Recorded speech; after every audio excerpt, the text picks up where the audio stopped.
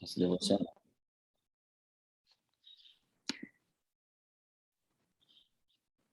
Então, estamos de volta com o nosso devocional. Deus abençoe vocês. Semana de muito frio, graça e paz, pessoal. Deus abençoe vocês.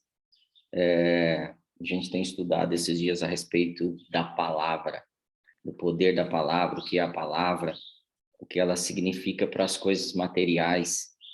Ela é a fonte, ela é, na verdade, a origem do que a gente vê. Aquilo que a gente toca, a energia que existe, tudo que a gente pode usufruir hoje, que foi criado pela palavra. A gente já estudou um pouco isso. E o que eu tenho notado, inclusive no meu espírito, assim, o que mais tem nos atrapalhado experimentar as coisas criadas por Deus através da palavra dele, são outras palavras, né? São outras palavras que eu ouço, são palavras que me fazem distrair, duvidar, diminui minha fé ou não deixa minha fé aumentar. Fé, eu chamo fé aquilo que é o crer naquela palavra, na palavra de Deus. Então, é gerado em mim medo, insegurança, frustração, ansiedade. E se a gente olhar para a sociedade, talvez para a nossa vida aqui, eu queria a gente colocar assim, sabe, colocar cartas na mesa? Colocar, não esconder nada, é você com você agora, colocando sua vida assim exposta, e é o exercício que eu fiz hoje na minha vida. O que realmente eu creio, o que eu não creio? Por que eu não tenho experimentado coisas que Deus falou que eu experimentaria? Vamos pensar num ápice. Ele falou que nós faríamos os mesmos milagres que ele fez e até muito mais. Ele falou, vocês vão fazer as obras que eu fiz e até muito mais. E eu não estou falando nem de andar sobre as águas, mas eu estou falando de ter uma vida com Deus, por exemplo. De acordar e buscar Deus quando eu estou com um problema, quando eu estou com uma dúvida, uma dificuldade. Hoje eu acordei, às 4 horas, o nosso cachorrinho aqui, a Kiss, começou a pedir ajuda. E eu percebi, ela não é normal, não estava um comportamento normal. Eu levantei, fui até ela e ela estava passando mal.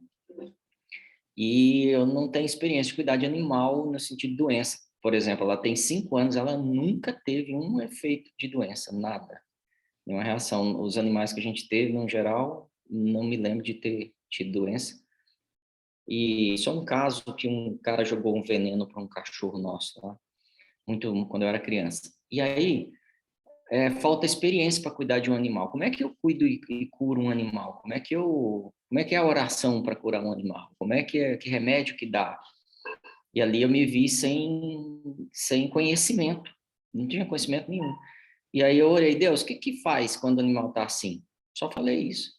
Aí eu falei, vou procurar nas escrituras, o que tem que fala de cuidar dos animais? Aí fala de cuidar dos animais, e fala que o homem bom, ele cuida dos animais. Aí ali o que Deus falou no meu coração? Agora cuida dela, vai lá, limpei tudo onde tinha sujeira, preparei, estou procurando um veterinário, vou levar e vou cuidar. Por quê? Porque a Bíblia está me falando que o homem bom faz isso. Então, a verdade é essa. Se eu sou um homem bom, e aí eu não estou falando de bondade humana, de caridade, nada disso, eu estou falando, sou um homem que é nascido de Deus, um homem que foi criado por Deus, uma pessoa, uma criatura de Deus, sabe assim, algo que Deus, que é bom, fez. Então eu tenho que ter esse comportamento, né? E como é que eu aprendo essas coisas? Eu separei hoje aqui 2 Bíblias para vocês. Essa aqui é a minha biblinha velhinha, eu já mostrei algumas vezes para vocês, ela já foi reformada 3 vezes, tá? E ela tá bem judiada, tem durex para todo lado aqui, mas é a Bíblia que eu mais uso, mais até do que a Bíblia digital. Apesar que publicamente, normalmente eu uso a Bíblia digital por causa da situação dessa biblinha aqui, que eu não levo ela para todo lugar. E aí eu tenho uma Bíblia hoje que já está difícil de ler essa daqui. Às vezes eu estou lendo, inclusive no culto, eu tenho umas dificuldades, sim, de foco na visão. E aí eu peguei uma com letra maior. E aí eu estou usando essa Bíblia aqui com a letra maior, porque está facilitando um pouco para mim, que é uma versão muito boa. E a versão dessa daqui, é a versão que eu mais gosto, e ela não é produzida mais, né? Eu tenho procurado até umas usadas. E por que eu estou mostrando isso para vocês? Estou mostrando para vocês o manual do fabricante. Então, quando eu falo do homem bom, eu não estou falando do Marcelo, eu estou falando assim, todo homem que é gerado por isso aqui, porque esse aqui é a fonte do bom, essa é a palavra. Do que é ser bom, do que é ser próspero, do que é ser saudável, está tudo aqui. Então, quando a gente vem aprendendo a verdade e a palavra, isso não pode ser etéreo. Eu quero saber qual é a origem que eu consigo tocar hoje. O que você consegue tocar é essa daqui. Eu não sei se você tem uma Bíblia. Eu não sei se você abre a sua Bíblia. Eu não sei se você busca solução para os seus problemas mais simples, tipo, meu cachorro está doente, eu não sei cuidar dele. Como é que eu faço? Já contei para vocês de sinais e milagres que eu tive de orar e Deus me mostrar. Ó, vai lá que a solução está em tal lugar. Fale tal frase para tal pessoa. Mas às vezes simplesmente fala, procura o veterinário. Como é que um homem bom cuida do cachorro dele? Cuida com a melhor atenção. Qual a melhor atenção? O veterinário. E aí, se a gente não é dirigido por Deus, talvez eu comece a dar um remedinho, cuidar, dar carinho, mas eu não estou fazendo o meu melhor. Eu não estou fazendo o melhor para esse animal. Agora, por que que Deus se preocupa com os passarinhos, com as aves, com os lírios do campo, e se ele se preocupa com isso, o quanto ele deve se preocupar comigo, né? Quanto ele deve falar assim, Marcelo, presta atenção na minha palavra, no quanto ela pode ajudar. E aí eu queria que você abrisse sua Bíblia, se o Gide não vai participar, ou Isa, se você puder. O Gide está em outra situação, ele me mandou uma mensagem aqui, estou com um problema hidráulico na minha casa aqui, eu vou ter que socorrer aqui agora. Eu não sei se ele sabe de hidráulica, eu sei que ele sabe de máquina agrícola, de escavadeira, eu sei que ele sabe tudo isso. Sabe do Corinthians, que tem coisa ruim também, né, na vida da gente, mas eu não sei se ele sabe de hidráulica. Aí eu ofereci ajuda para ele. Eu sei pouco também, mas eu sei quem sabe. Então, a gente na empresa tem um cara que é especialista em hidráulica. Tá resolvendo um problema de uma empresa hoje que deve ter uns 40 dias que tem um vazamento muito grande, um cano aberto dentro de uma parede de um galpão, e ninguém acha esse cano. E aí esse profissional foi lá e achou onde estava o problema. Talvez eu ficaria mais 40, 50 dias lá tentando e não acharia, mas ele é o especialista. Então, quem é o especialista da nossa vida? Quem é que tem o manual da nossa vida? Quem é que escreveu isso? Quem é que entende? E aí eu queria que você abrisse em Provérbios 4, 22, para a gente começar a meditar nisso. A gente continua construindo a verdade na nossa vida, porque é isso que nos liberta. Não tem outra frase tão clara no universo que diga que o que vai me libertar. Ele está falando, é a verdade que vai te libertar. É a origem que vai te libertar. A fonte que vai te libertar. É a palavra, a vida da palavra que te liberta. Te liberta de tudo. Então, inclusive de situações mais simples, até como essas que eu trouxe aqui. Então, Provérbios 4, 22 diz, pois são vida para quem as encontra e saúde para todo o seu ser. A palavra é vida para quem encontra. A sabedoria é vida para quem encontra. Eu preciso de vida, pastor. A gente está com doença, a gente está com desemprego, a gente está com frustração. Eu preciso de vida. A vida está nisso. Está nessa origem. A vida não está na flor de uma planta. Ali é o reflexo da vida. A vida está lá no cerne, na raiz da planta. É ali que se cortar aquela parte, ela vai acabar. A raiz do seu ser não é o que você está vendo. Não é uma doença, não é um fracasso, não é um sucesso, talvez. Não é isso. O que te sustenta está em outro lugar. Então, pois são vida para quem as encontra e saúde para o seu lar. Você já leu o Novo Testamento? Essa é uma pergunta direta para você. Eu notei isso porque é muito importante. Você já leu o Novo Testamento? Você já leu as histórias de Jesus? Você tem prática de fazer isso? A sua rotina te leva a ler as histórias de Jesus? Sabe por que eu estou dizendo isso? Porque talvez você não precise. Talvez não, com certeza. Nós não precisamos muitas vezes de revelação, sabia? A gente fica pegando em revelação, em sistema, em tradução do hebraico e tal. É super legal e eu valorizo isso absurdamente. Mas no princípio, no começo, eu não preciso disso. Eu preciso talvez só ler a história de Jesus. Ler as coisas que ele falava. Sabe, isso eu estou contando a minha experiência e a experiência que eu vejo em algumas pessoas, que é ser inspirado só por estar lendo as histórias de Jesus. Sabe, ver os leprosos, eu não sei se você já viu uma pessoa com esse grau de doença, ver os leprosos, e eu já vi situações assim, e aí imaginar essa pessoa totalmente limpa. Sabe, é uma coisa fora do comum. Então, quando eu leio uma história dessa, automaticamente eu sou inspirado e afetado por isso. Se a gente assiste um filme, a gente fica inspirado, às vezes. O Isaías assiste uns filmes velhos lá, ele sai andando de chapéu, sai. E é assim, a gente começa a adotar aquilo que vai nos inspirando. E as histórias de Jesus, elas nos inspiram, elas começam a mexer com a gente, e ela começa a levar a gente numa situação diferente. O nosso coração é afetado. Lembra do coração, onde vão as fontes ali? Então, isso mexe com a gente. Imagina um cego voltando a ver. Imagine isso, cego. E eu já fiz isso, estudando as histórias de Jesus, de repente eu fechava os olhos assim, né? Fechava mesmo, não ficava igual eu tô aqui, não. E aí eu ia andando, imaginar como essa cega. Não dá para quem não é cego entender isso claramente. Então, eu sou cego, passar o dia inteiro sem ver nada, não vi luz, não vi os pássaros, não vi o meu trabalho, não vi um papel, não sei como, não vi um computador. Aí, de repente, passar a ver. Então, a história de Jesus de curar um cego, de trazer a visão de novo para o cego, ela me impacta. E que se eu leio duas vezes, com vontade, com atenção, eu começo a deixar de ser cego em algumas áreas que eu não estou vendo coisas. Por exemplo, como é que eu vou cuidar do cachorro?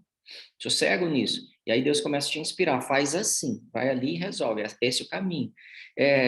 Então, eu preciso só de um pequeno esforço para começar a ser inspirado e estimulado e também começar a ter mais sabedoria sobre tudo no mundo por causa de olhar um pouquinho a história de Jesus curar um cego.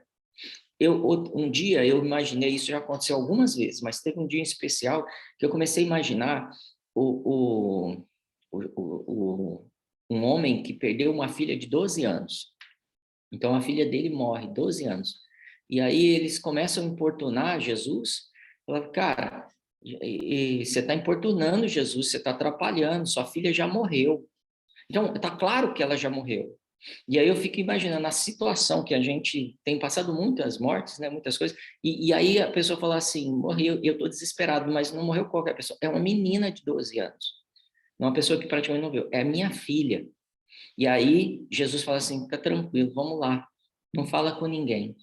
E aí Jesus caminha, vai até essa casa, tá a menina morta ali, e essa história para mim, o que ela mais impacta é saber que Jesus entra naquele quarto e fala, tá ele, a morte e a menina. E a morte tem que sair do quarto, porque Jesus entrou ali, porque a palavra entrou ali. Então, quando a verdade entra, a mentira tem que sair. Quando a vida entra, a morte é tirada. Essa origem, essa fonte, ela faz isso com a gente, nas áreas, nos cantinhos do nosso coração que a gente não tem deixado entrar a vida. Às vezes a casa está tão fechada, não tem luz, a atmosfera é completamente afetada. Aí, de repente, eu começo a abrir essa casa, a adornar essa casa, a limpar essa casa, eu começo a experimentar uma vida muito mais agradável. Começa a tirar o entulho, as coisas que estão atrapalhando no caminho. Às vezes a gente deixa coisa no meio da casa, atrapalha, a gente tem que desviar, e fica ali uma semana fora do lugar. A nossa vida, às vezes, com 10 anos, coisas entulhadas, atrapalhando, eu preciso desviar um caminho para poder experimentar, chegar onde eu quero. Gasto muito mais energia, tempo, desgaste.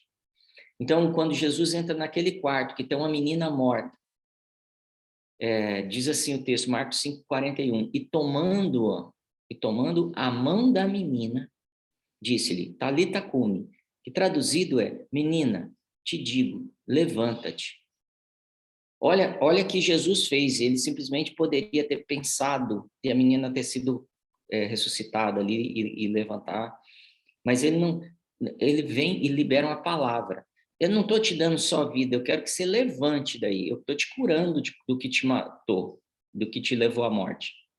Eu estou te libertando da morte, da doença, libertando sua família da tristeza, estou libertando vocês de um fracasso eterno, talvez, na carreira, porque vocês vão ser afetados. Então, a libertação de Jesus, da palavra dela, é para todas as áreas da nossa vida. É isso que é a vida com abundância.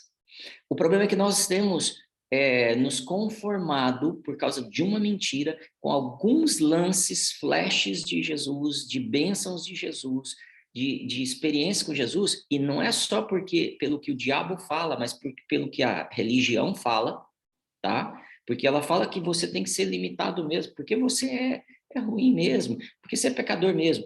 E pelo que eu falo, então, quando eu falo também isso, quando eu penso dessa forma, meu coração está cheio, eu falo isso, transmito isso nas minhas atitudes e fico todos os dias limitando aquilo que Deus tem para mim.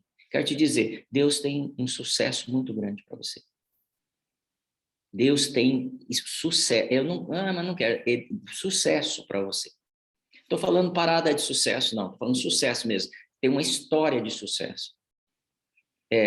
Foi isso que ele falou para Abraão. Cara, você vai ter sucesso. E eu sou herdeiro de Abraão. Eu vou ter sucesso naquilo que eu fui chamado para fazer. Mas eu preciso da fonte, da origem, para me levar a esse sucesso. Esquece parada de sucesso, não usa errado essa palavra, que essa palavra quer dizer ser bem-sucedido. Então, você será bem-sucedido naquilo que você fizer. A palavra para Josué, que a gente leu ontem, será próspero. Mas guarda essa palavra no teu coração e declara ela. Faz ela virar vida no seu dia a dia. Pensa numa pessoa caída há 38 anos na beira de uma água, esperando nada. Não está esperando mais nada, gente. Desculpa. Ah, mas estou aqui esperando. Vai que alguém me joga. Não está esperando mais nada. Esquece. Faz 20 anos que o meu casamento não deu certo. Faz 30 anos que o meu filho deu problema. Faz 40 anos que eu estou na igreja e não consigo. E aí ele fala assim, cara, o que você quer? O que você quer? E hoje é o momento, a oportunidade de você dizer para o Senhor o que você quer. O que você quer? Isso que eu estou trazendo aqui é direto de Deus. Não está dentro do que eu programei falar, não está dentro do que eu estudei hoje. Eu estou dizendo espontaneamente, está no meu espírito. Fala para ele o que você quer, cara. Porque essa vai ser a sua atitude de coragem hoje. O que eu quero é isso, seja específico. Eu quero que a minha filha seja curada. Eu quero deixar de ser cego. Eu quero me libertar desse vício. Eu quero amar mais as pessoas. Eu quero não viver uma vida miserável. Eu quero... E aí declare isso para o Senhor. Declare, bata, peça, busque. E você vai encontrar. Ele vai abrir. E você vai achar. Porque ele prometeu isso, essa é a palavra que não volta vazia, que não vai mudar. Sabe, a gente vive uma coisa assim de vida de televisão, a gente foi, principalmente a nossa geração, foi educada demais no sorteio do baú da felicidade, do caminhão do Faustão, do lar do oscilar, do lata velha, no monte de coisas que a gente viveu, da porta da esperança. E a gente vive como, tipo assim, vai ser para um cara só. Não é, ele deu para todo aquele que crê. Essa vida é para todos que creem. Não é para o sorteio de um. Não é para um cara só que, ele foi bem. Não. No mercado as coisas podem até funcionar assim nesse mundo. Mas o que ele está falando para você ser bem sucedido no projeto dele, para todos. Porque eu não te abandonarei, eu não deixarei de te ajudar, eu não vou te deixar cair. 10.000 vão cair à sua direita, 1.000 do seu lado, ao contrário, né? Mas você não vai ser atingido. Parece que não, é para você que crê. É para você que alimenta essa palavra, que busca as escrituras, e fala assim, como é que eu cuido de tal coisa? Senhor, não vou sair daqui, preciso de solução. Aí ele vai falar, eu não vai dar tempo de eu te explicar tudo agora, procura alguém. Tal pessoa vai te dar a resposta. Abre tal livro. Eu já fui dirigido a entrar, não foi uma nem duas vezes, entrar em livrarias e Deus me levar e falar assim, nessa prateleira, pega tal livro, pegar tal livro, e as soluções que eu buscava estavam ali. Eu não busquei o título, eu não busquei o autor, eu busquei a palavra que estava dentro de enfiada numa prateleira. Posso te garantir que isso aconteceu mais de 5 vezes. Eu não sei quantas, mas mais 5, 6 vezes aconteceram. Eu estava viajando, Deus falou assim, atravessa a rua e entra naquela livraria ali, ó. E eu fui lá, no fundo, teve 2 casos, então um em Londrina e um em Jaú, que eu não tinha como adivinhar que estava ali. Deus me dirigiu para a palavra, porque eu creio na palavra, eu declaro isso para ele, declaro isso para ele. Senhor, eu creio na sua palavra, e se eu não creio, eu quero crer. Eu declaro que a minha crença vai aumentar. A palavra tem poder, nós temos aprendido isso. E, por último, eu quero trazer um pensamento. Nós temos nos acusado demais. Um dia, Nicodemos é um dos homens mais sábios de Israel antigo. Eu vou ter que falar até as 8 aqui, tá? Aguenta aí. Um dos homens mais sábios, e ele levanta à noite e vai encontrar com Jesus. Por quê? Porque ele poderia ficar exposto. Às vezes eu posso entender isso como, ele tinha vergonha de Jesus, ele é covarde. Por outro lado, eu posso entender também que ele era um homem sábio. Eu não preciso procurar problema, vou procurar Jesus, vou conversar com ele, que o objetivo é resolver o meu problema. É mudar a minha vida. E ele sai de madrugada, ele é um dos chefes ali dos sacerdotes e vai encontrar com Jesus. Jesus, me conta essa história de salvação, de rei, eu não estou entendendo nada. Mas você tem que nascer de novo. Sabe, é nesse texto que ele vai falar assim, que João 6:33, como é que fala lá, gente? Alguém me ajuda aí? Porque ele deu o seu filho amado para que todo aquele que crê não pereça, mas tenha vida eterna. E ele vai tratar desse assunto que a gente mais fala nessa história. E aí, ele está falando assim, eu preciso conhecer essas coisas que você está falando. Aí Jesus fala assim, você precisa nascer de novo.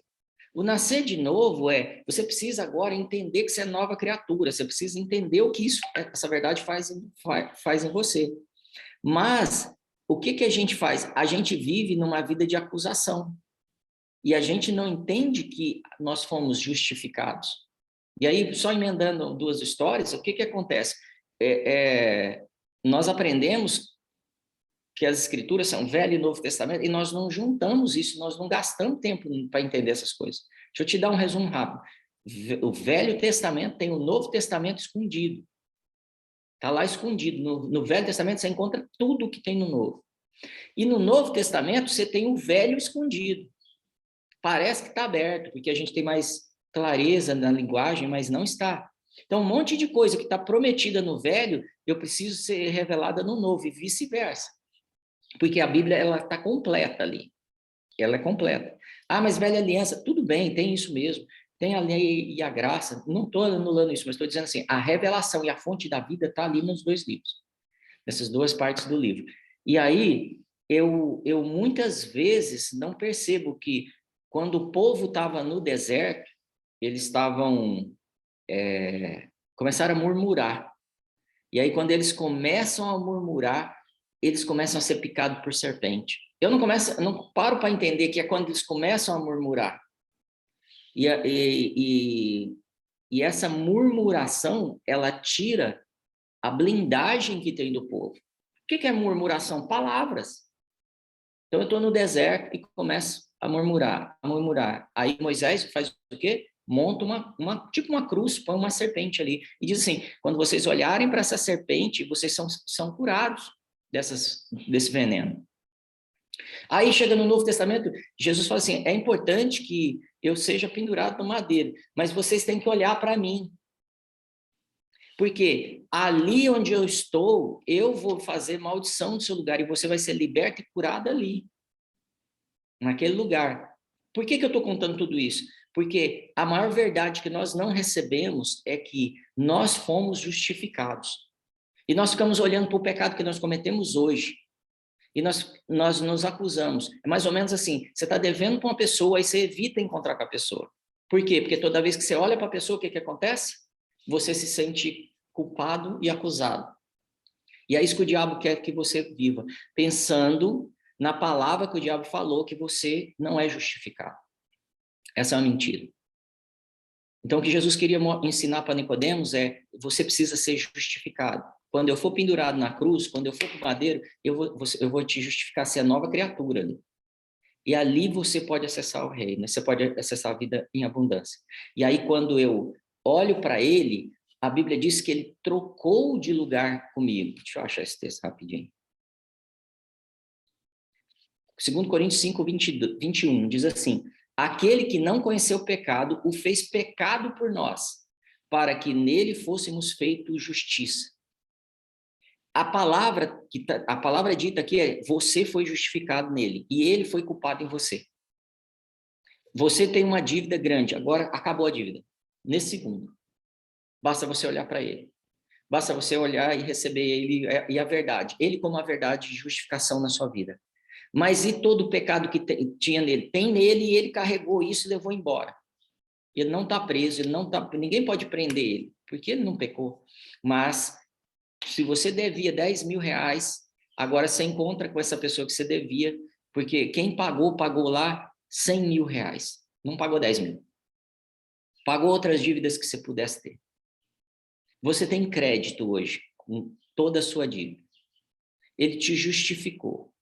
Você se tornou uma criatura justa.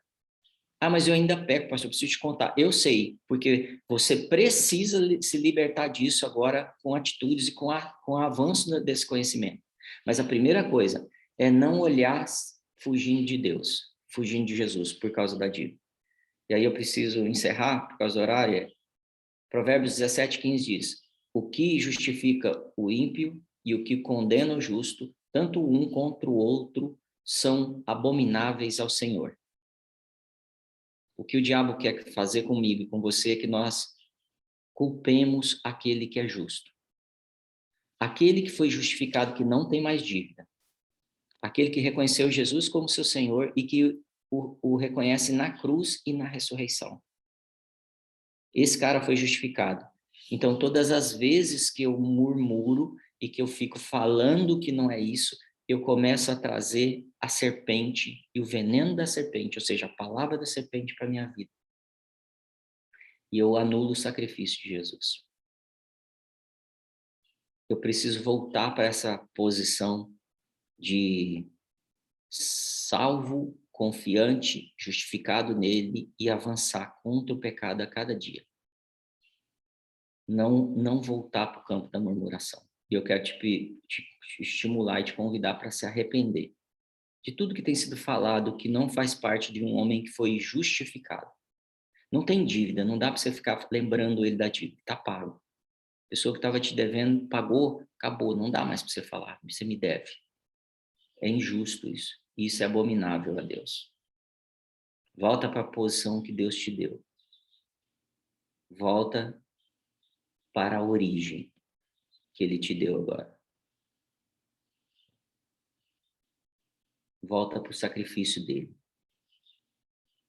Ele foi julgado naquela cruz, torturado, humilhado. Levou toda a dívida dele. Ele não merecia. Amém? Senhor, nós te pedimos que nós nos arrependamos de acusar quem foi justificado por ti. Tanto nossos irmãos, nossos amigos, e também a nós. Nós recebemos a posição de filhos hoje, de herdeiros, de justificados em ti. E declaramos, nós buscaremos cada dia mais viver o que a tua palavra diz e não o que o diabo fala para nós. Eu quero experimentar, Senhor, não as picadas do deserto,